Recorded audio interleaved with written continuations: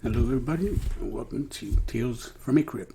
This is podcast number 2, and the subject matter here will be a brief history on disabilities. And I hope you excuse my voice. I've been now for almost a week dealing with a cold, and it first started off, I thought I had COVID or something, but it's just my throat and I guess a little bit of nerves, But anyways, with that said, I'd like to do a little bit of housekeeping before we begin. Before I do, I just want to say thank you to everybody that has shown an interest in the podcast, and I want to thank you all from the bottom of my hearts, and especially my brothers, Junior and Alex, for all their help and everything, just getting to where we are now. But with that said, as they say, the show must go on, and my thinking is always, get a flat instead of break a leg. But anyways, I'm gonna do a little bit of housekeeping and apologize for last week. I'll definitely probably revisit the subject or do another episode or maybe even release that one. But it just had a bigger impact as far as the local. But anyways, I'm going to go ahead and say a word or two on how nerve-wracking, not to mention time-consuming, doing these podcasts are. You never think about certain situations until they cross your path, and then how can you remedy them as quickly as possible? And some of them you can't. I'm not in a soundproof room or anything of that nature, even close to that. So unexpected noises like planes or even trains, and especially cars once in a while. You may hear them pass by. But with that said, I'm going to go into the subject. I wrote a little bit on it on Facebook, and you'll see if you go down there on the description, you'll be able to get an idea of where I'm going with the podcast, and kind of hope you can. I was totally surprised and many from many angles on this, as far as when searching for information with individuals that may have had a disability in the past, and how it's kind of surprising when you do expect to do something on Google and disabilities and in history or something, and what comes up is you really just get a lot of things that are kind of directing you to recent events, or things that have taken place. But it was kind of difficult getting an idea of what to talk about, except for that of what I grew up as a kid, basically before my disability, that is, and I'm talking, I was born in '67, and brought up pretty much a Roman Catholic, and so we had. Well, I had, I guess I could say we, because a majority of my family back then, my grandma, mainly, but having the statues of Lazarus, not to mention other ones, but he was the one that had crutches. I remember that pretty well, and he had the dogs, the two dogs, I think it was two dogs that kind of like followed him around. I'm not very familiar with the story, but if you want to get an idea, or you can look at the Judeo-Christian Bible, the New Testament, where Lazarus is brought to life back from Jesus, and it's at I got little cheat notes here, John 11:1 through 45. So, because I'm not going to make this something religious, because it's definitely not about that. But it's pretty cool what that the history kind of goes pretty. That's you're talking several thousand years ago. But that was what I was able to think of. I was brought up Cuban, Puerto Rican, and so that's the tale that I perceived from of Lazarus, which was of him being a beggar on crutches and having all types of skin problems, and so that's something that kind of stuck to my mind. And when I did a little bit of research, I found it pretty interesting what I came up with. So yeah, I gave you the information. You can do with it with what you will. And one of the things was when I was trying to think of individuals that had a disability, I could only come up with those that were, air quotes here again, non-visible, of a non-visible nature condition, such as someone that that's blind, they can't see at all. So like Stevie Wonder and Jose Feliciano are some of the first that I think of. And then, of course, you have other disabilities, like John Nash. And then slowly you have, the Stephen Hawkings and the Mark Monticanis. And I think this generation, you have I think it's pronounced Aaron Frothingham, which I'm a fan of, kind of. There on YouTube and Facebook. He's the individual that, I think, two wheelies, or flips, I'm sorry, in a wheelchair, and I think is the first one to ever actually not attempt them, but to actually land them, because I'm sure a lot of people have tried before, but he's actually one that did it, and you can see that on YouTube. I'll see if I can link put a little hyperlink on the bottom, but there are more that I'm doing on the podcast. You gotta remember, I'm doing this stuff unrehearsed and pretty much unscripted. So, and you never know. I said, what may cross your paths. And like I said, my remedy, blame it on ignorance and take notes. But no, I have like a little cheat sheet, but I'm learning that it may prove insufficient. So you can't cover something with one broad stroke of a brush. It's always easier said than done. But I was looking. I said, because I'm in a wheelchair, so I tried, looking up the first wheelchairs, because I know that paralysis has been around. Probably, since as long as people have been around. Because I'm sure people falling out of trees. If you're taking that road, or if you read gospels and stuff of that nature, that it's definitely before.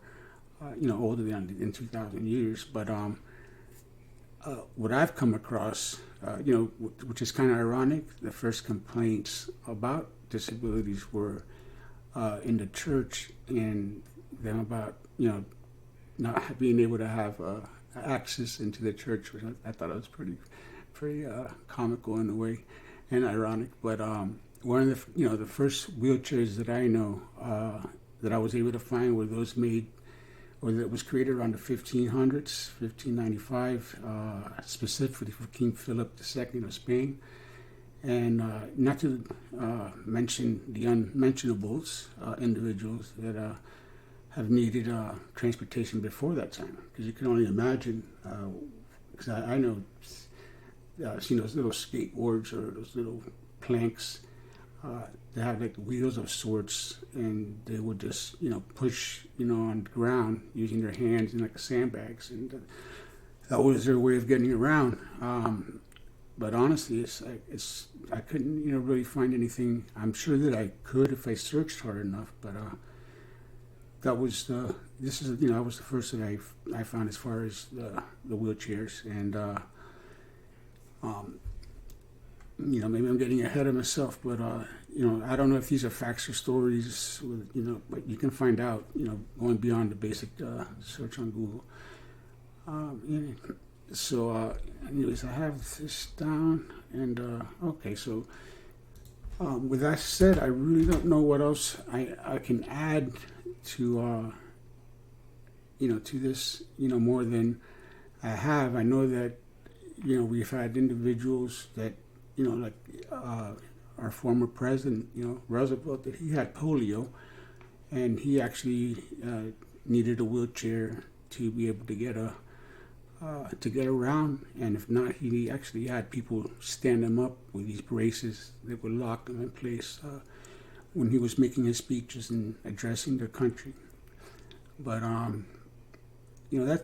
find it very interesting that that a lot of these things that I came across, as far as disabilities, had a lot to do with things, construction, being able to have access into places. And I would, definitely find it fascinating if anybody, would be able to add to this. And I mean, I know that, a lot of the current individuals, I mean, the ones that I can think of offhand is, Justin Dart, may he rest in peace, that I had an opportunity in meeting at one of the talks that I don't remember if it was a motivational speak or something, speaking or something, but he was there. He was a keynote speaker, and anyways, I got to meet him, and from that day, it was like it was kind of awe-inspiring for me, and knowing that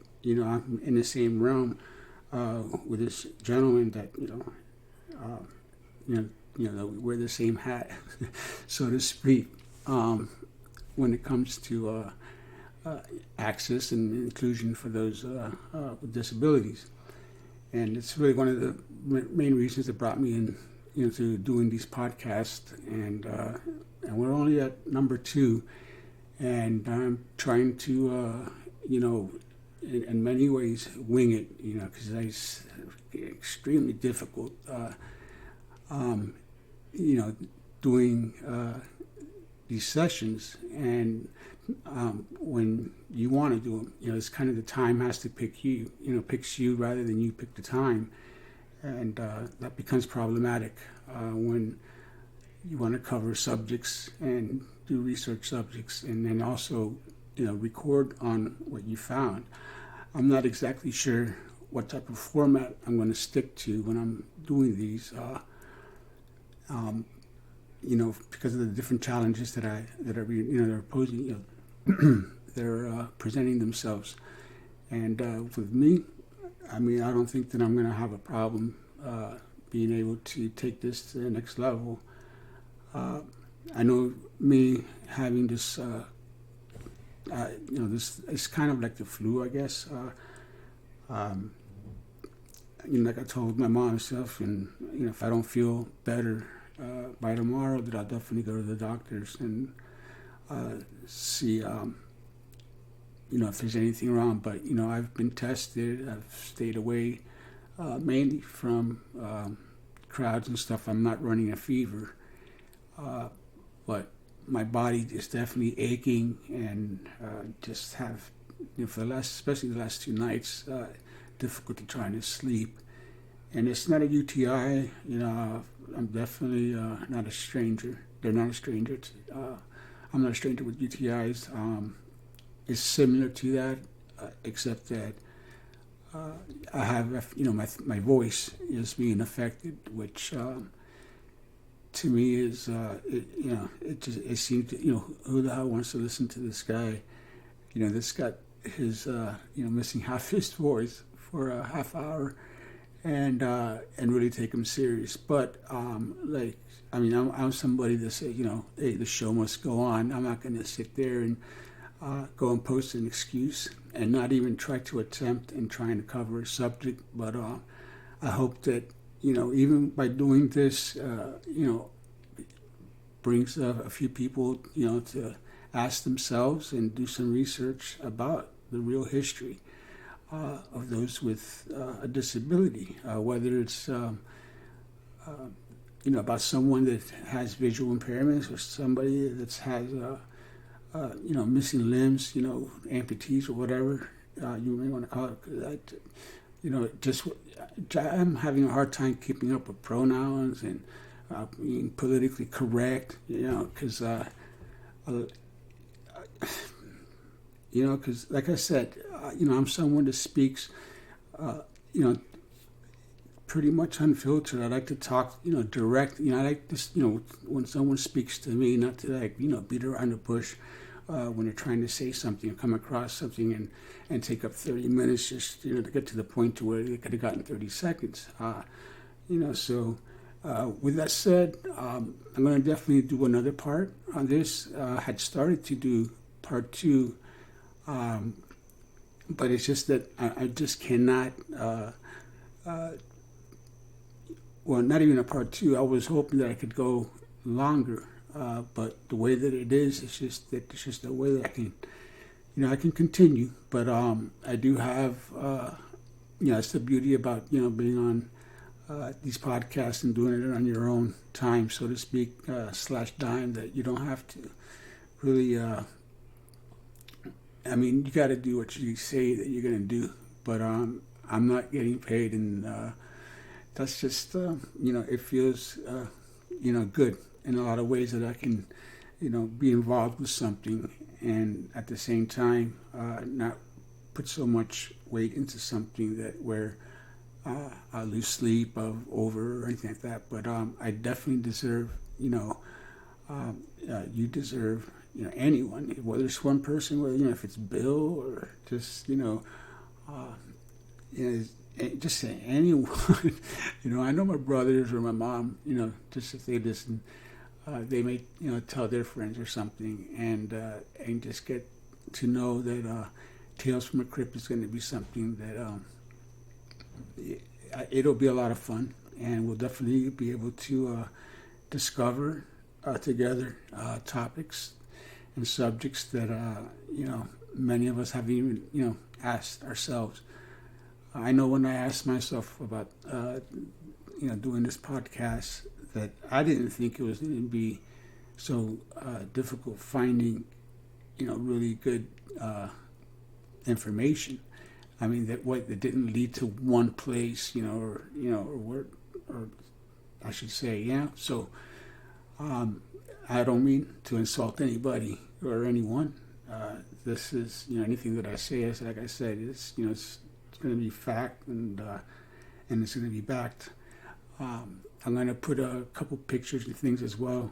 Those of you that are not on my Facebook, you can get the link down, on the bottom, and you can see what I put up in there and keep up a little better with each of the podcasts. I don't like to mention the topics beforehand, for many obvious reasons, but there will always be one of interest, and if we just happen to scratch the surface, that's it'll be something that then it'll lead to a part two. And once again, I want to apologize for the first, for the second podcast not being released, and I think I said enough on that. And next week, I think that with a little bit of taking care of myself. I do take care of myself, but a little better. I think we could all, we're all guilty in that category, especially if we sit in front of the computer too long. And but with that said, I don't want to take up any more of your time for tonight, but I hope that tonight's topic, made you, gave you the idea of maybe to search and share some facts, make sure that, because there's a lot of propaganda, and which is the reason that I really couldn't take it any further without treading in waters that may get me in trouble, and that's the last thing that I need or want at this moment. So with that said, I hope you enjoy the rest of your night, and good night to all of you, and I shall see you next week.